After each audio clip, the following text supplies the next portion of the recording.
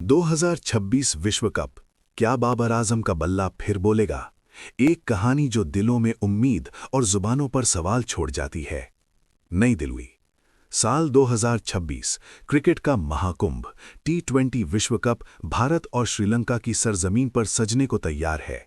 गलियों, चौपालों और social media की वर्चुअल दुनिया में अभी से बहस छिड़ गई है। हर टीम, हर खिलाड़ी पर नजर है, लेकिन एक नाम है जिस पर सबकी निगाहें टिकी हैं: बाबर आजम। क्या पाकिस्तान का ये किंग 2026 के विश्व कप में खेल पाएगा? और अगर खेलेगा तो क्या उसका बल्ला वो जादू बिखेर पाएगा जिसके लिए दुनिया उसे जानती है? लोगों की राय बंटी हुई है। कुछ को उम्मीद है तो कुछ को शक। आइए इस बहस को एक कहानी की शक्ल में सुनते हैं। एक उम्मीद भरी शाम।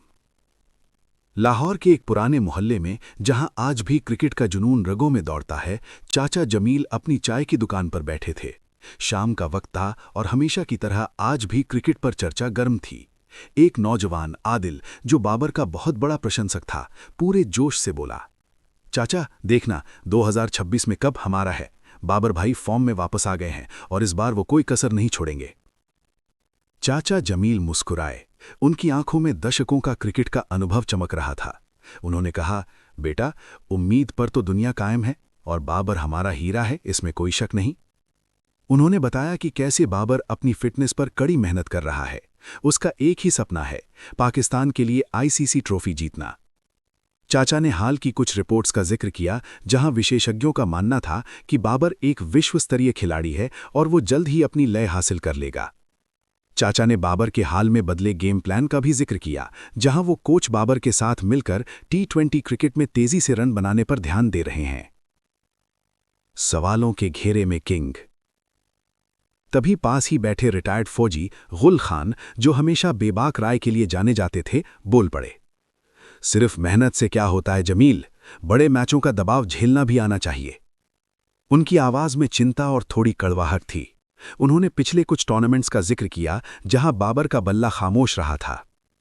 गुल खान ने कहा, फैंस का गुस्सा भी जायज है, जब टीम हारती है तो दिल दुखता है।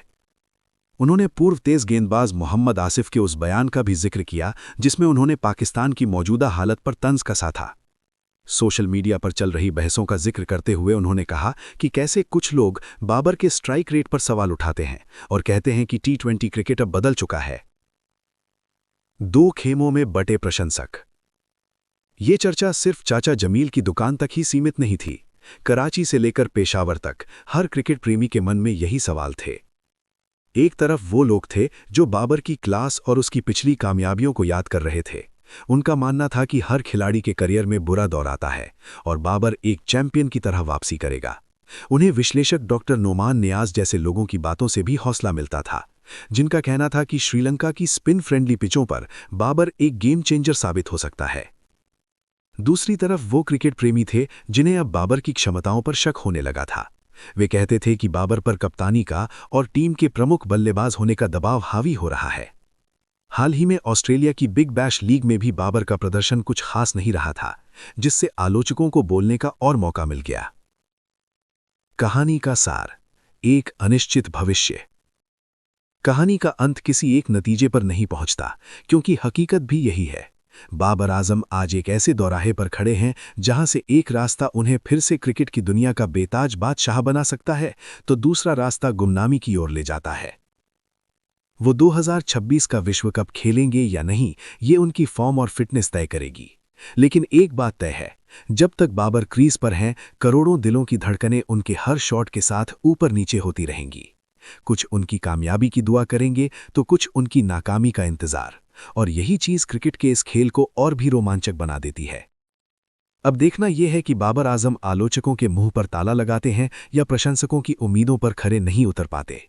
इसका जवाब तो सिर्फ वक्त के पास है।